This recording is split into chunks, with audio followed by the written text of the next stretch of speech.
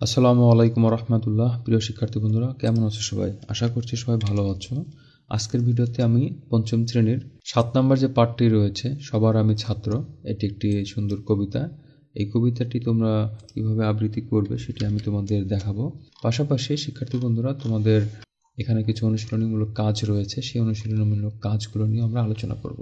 তো শিক্ষার্থী বন্ধুরা, সবার আমি ছাত্র কবিতাটি লিখেছেন সুনির্মল বসু। আকাশ আমায় শিক্ষা দিল উদার হতে ভাইরে, কর্মী হবার মন্ত্র আমি বায়ুর কাছে পাইরে।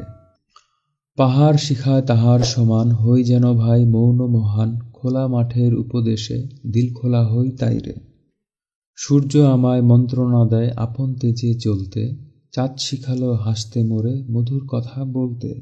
মাটির কাছে সহিংসতা পেলাম আমি শিক্ষা, আপন কাজে কঠোর হতে পাষাণ দিল দীক্ষা।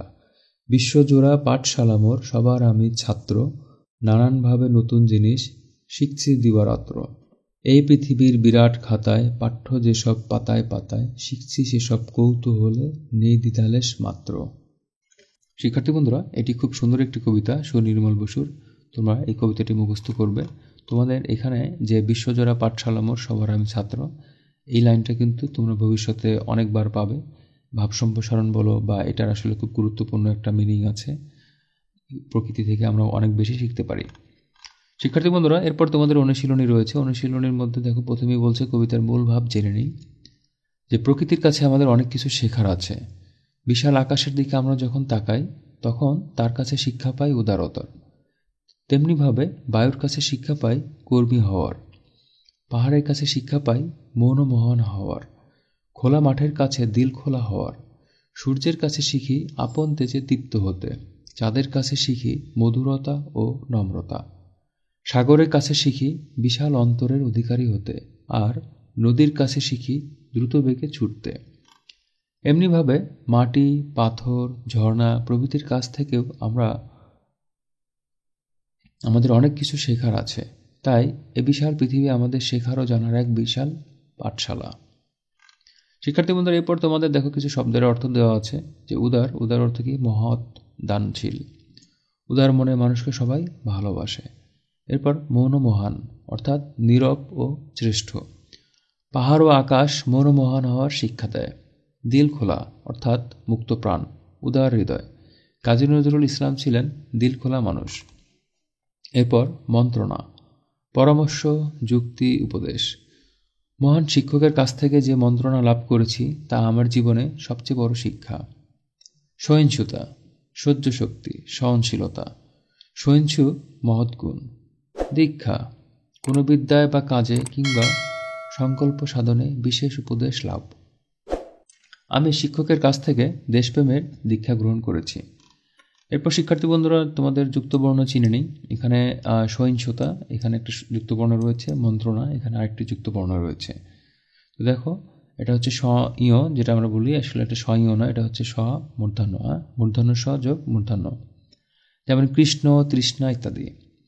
মন্ত্রণা, ন যোগ তয় রফালা, ন যোগ ত যোগ রফালা। এটা হচ্ছে যন্ত্রণা, এগুলো হচ্ছে নয় তয় রফালা দিয়ে নতুন শব্দ। এরপর কথাগুলো বুঝে নেই। হই যেন ভাই মৌন মহান অর্থাৎ পাহাড় আকারে বড় হলেও নিজেকে নিয়ে বড়াই করে না।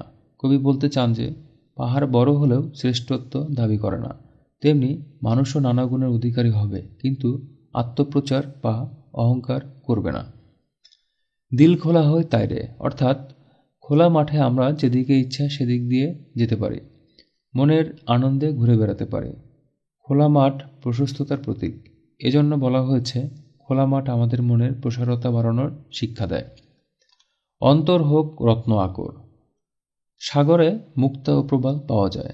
এসব জিনিস খুব মূল্যবান। সাগর যেমন নানা রকম মণিমুক্তা ধারণ করে, তেমনি আমাদের অন্তরেও সুন্দর গুণাবলীতে পরিপূর্ণ থাকা উচিত।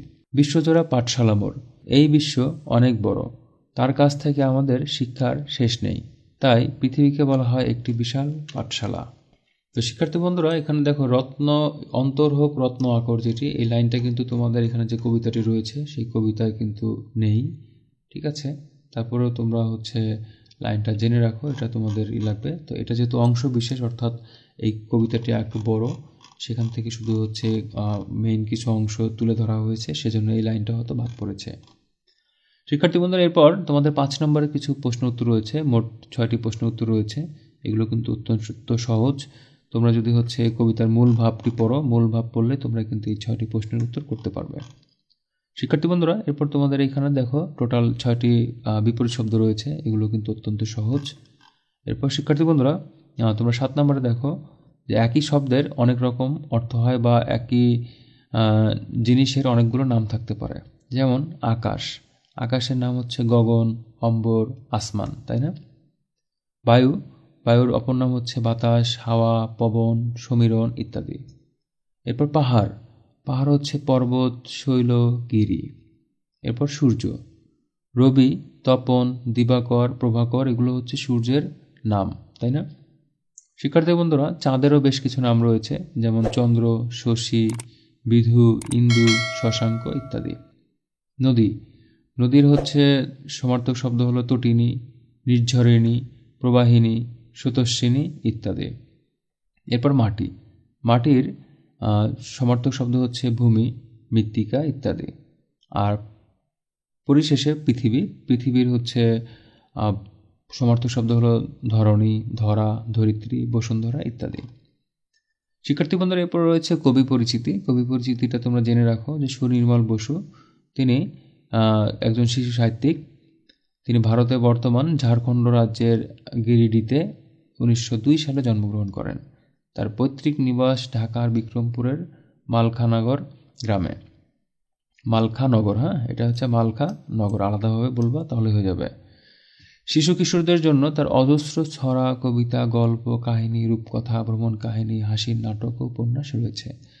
তার বিখ্যাত গ্রন্থগুলো হলো ছানাবড়া, বেড়ে মজা, হেঁটে, হুলস্থুল, পাত্তারি, শহুরে মামা, ছন্দের টুংটাং ইত্যাদি। তিনি 1957 খ্রিস্টাব্দে মৃত্যুবরণ করেন।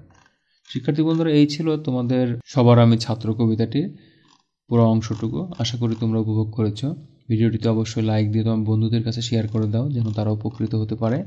আর অবশ্যই চ্যানেলটিকে সাবস্ক্রাইব করে বেল আইকনে ক্লিক করে রাখো, কারণ তোমাদের বাংলা বইয়ের সব অধ্যায়গুলো, সব পাঠগুলো ইনশাল্লাহ ইউটিউব চ্যানেলটিতে আপলোড করা হবে।